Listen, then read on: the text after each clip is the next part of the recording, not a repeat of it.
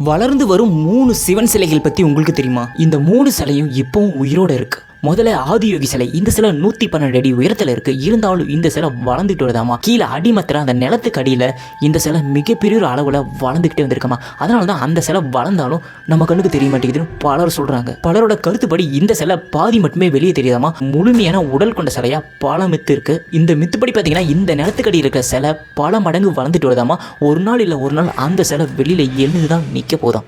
ரெண்டாவது கஜுரோக டெம்பிள். இங்க இருக்கிற சிவலிங்க தினமும் 4 இன்ச்சு வளர்ந்துட்டு வருதாமா. இந்த லிங்கம் ஆரம்பத்துல சுண்டு விரல் அளவுக்கு தான் இருந்ததாமா. ஆனா இப்ப இந்த சிலை மேல வளர்றது மட்டும் இல்லாம அடிப்பாகத்திலையும் வளர்ந்து வந்துட்டு இருக்காமா. அந்த அடிப்பாகம் எப்ப பூமியோட மறுபக்கத்துக்கு போகுதோ அன்னைக்கு தான் இந்த உலகத்தோட கடைசி நாளா இருக்குமா. இந்த லிங்கத்தோட தலை கருவறைக்கு மேல இருக்கிற செவுத்திலே இடிக்குதாமா. 3வது ஸ்ரீ புட்டேஸ்வரர் கோயில் இருக்கிறதே ரொம்ப வேகமா வளர்ந்துட்டு வர ஒரே லிங்கம் இந்த லிங்கம் தான். ஏன்னா இந்த லிங்கம் ஆரம்ப காலகட்டத்தில் சின்னதா கையளவே இருக்கிற ஒரு லிங்கமா தான் இருந்திருக்கு. ஆனா இப்ப இந்த லிங்கம் மிகப்பெரிய ஒரு பாறை மாதிரி வளர்ந்து நிக்குது. அது மட்டும் இல்லாம இந்த லிங்கத்துக்கு அடியில ஒரு மர்மமான ஒரு சுரங்கப்பாதை இருக்கு. இந்த சுரங்கப்பாதை எவ்வளவு தூரம் போகுதுன்னு இது வரைக்கும் யாருக்குமே தெரியல. ஆனா அந்த சுரங்கப்பாதை ரொம்ப ரொம்ப நீளமா தான் இருக்கும். இந்த லிங்கத்தை சுற்றி ஏகப்பட்ட வேலிகள் போட்டு வச்சிருந்தாங்க. அந்த வேலிகள் எல்லாத்தையுமே உடைச்சுக்கிட்டு இந்த லிங்கம் வளர ஆரம்பிச்சிருக்கு.